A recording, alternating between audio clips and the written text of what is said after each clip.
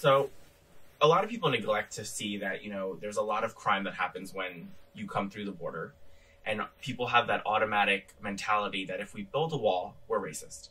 And we need to welcome a lot of people, illegal immigrants to be specific, into this country that, it's something that is the American way. When has this been the mantra of the Democrats? It's ever since Trump got in office, because before that they weren't saying this. It's just it's just all politics. It's not actual morality.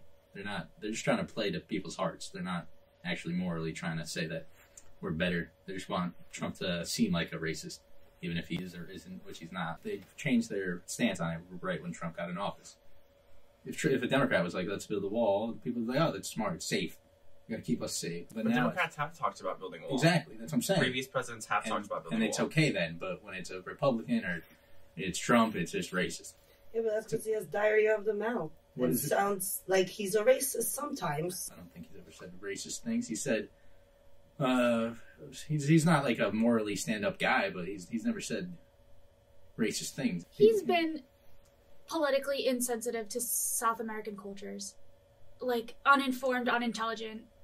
Truthfully, before he was even president, he definitely didn't have an appreciation for those cultures of people. What's the facts on that? Where's the evidence? What do you mean?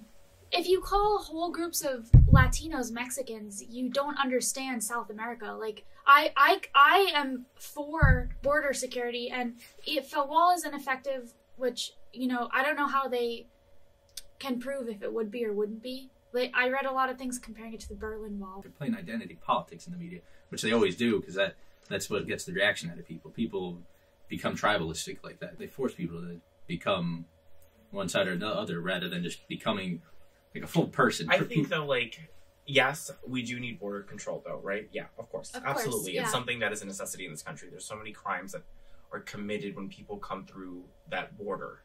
There's rape, there's literally murder, there's kidnapping, there's sex trafficking, and the statistics are there. In 2018, 400,000 people were apprehended for crossing the border illegally. There was a 77% increase in heroin seizures at the border, a 38% increase of methamphetamine. Every single day, Border Patrol refers 50 cases to the hospital. So basically what that meant was families will come and say, like, I have a sick sister with me, or I have a sick child, and Border Patrol, morally is obligated to say, all right, I'm going to direct you to a hospital over on the American side.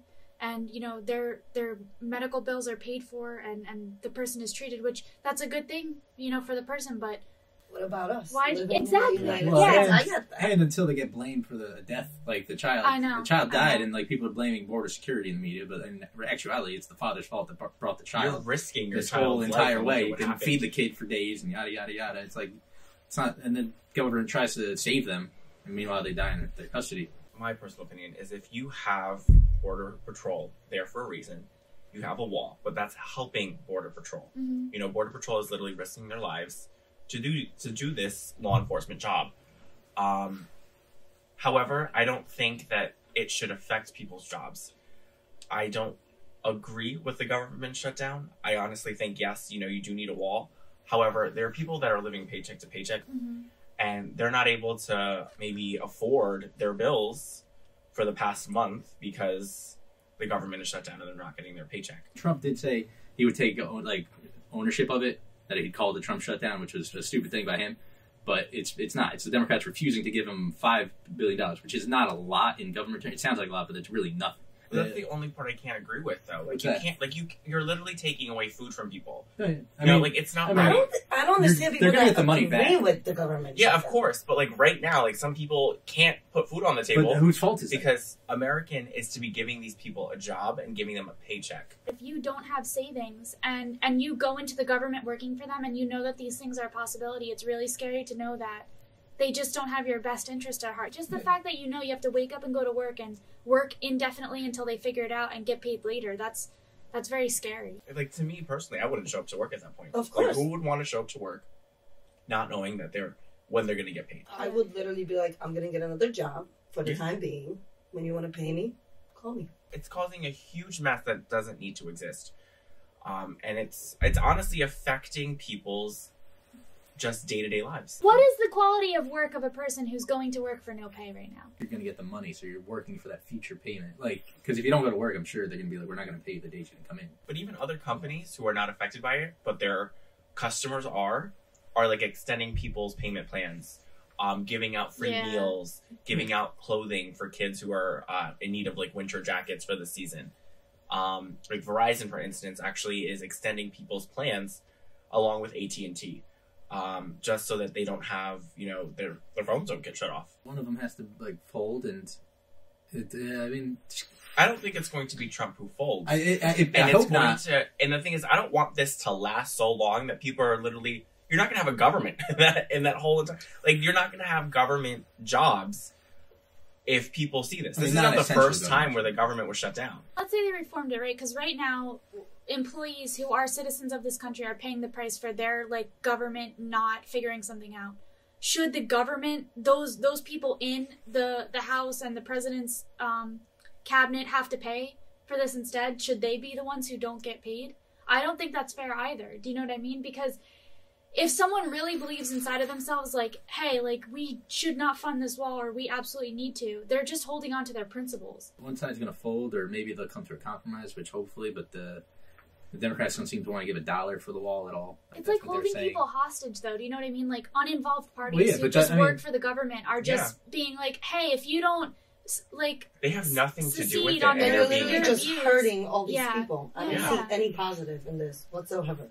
But I do see positives in trying to talk about border security, just because I think it is important. That is the real issue. What's the positive of not giving the money? No, that's what I don't basically, understand. I know it sounds like a lot, obviously, $5 billion is a lot. Oh, you're talking about that. Okay. But that's nothing in like terms of how much money we spend on everything. Like, we're trillions. The 2018 election for the fucking midterms, I think they spent like $5 billion on that alone, both parties. People who weren't, you know, supporting Trump or supporting the wall are now like to the point where they're fed up and they're just like, build a damn wall, and that's how, I can get my paycheck. And that's what Trump's doing. That's literally how I see it. But what I don't understand is like why they feel so strongly about letting literally anybody through for any reason at all. That's what they're being told by all these higher, like, Democrats, the media. They've turned the narrative to be accept everyone or you're racist, and people don't want to be racist. So the people that are sitting at home behind the computer or like on TV, they're not doing anything actually good in the world. They're just saying like, "Hey, I'm not going to support that," because they look for this moral high that they can inject in themselves for a short period of time, and it lasts until the next thing, and then they don't do anything, but they pretend they do by putting a Facebook like link on, and that's their good deed of the year. I am an immigrant. I've had family members get deported for being here illegally. Okay, so but I can speak that they were illegal, of course, and I get that. But at the end of the day, we can't punish. No, I take that back. Well, my point is, all these rapists and all of that coming into the country, right? And then you look at the good people who are trying, just trying to, you know, leave their family, no money. At the end of the day, it's messed up, but we have to take care of our own before we have to take care of our problems in the country here, rather than let them come in with their problems. These are not my words, but I can strongly connect with these words. Just like we have a front door on all of our houses and a lock on our front door, we should have a lock on our front door as America. I agree. Hundreds and thousands of able-bodied men are walking toward our border to seek asylum. When those countries need, like, revolution, those people should be staying and fighting for their countries. Do you know what I mean? Not really. Like, they're literally abandoning it, because a lot of them don't even have women and children with them. And I know the media loves to say that everybody at the border is a woman and a child. That is not true.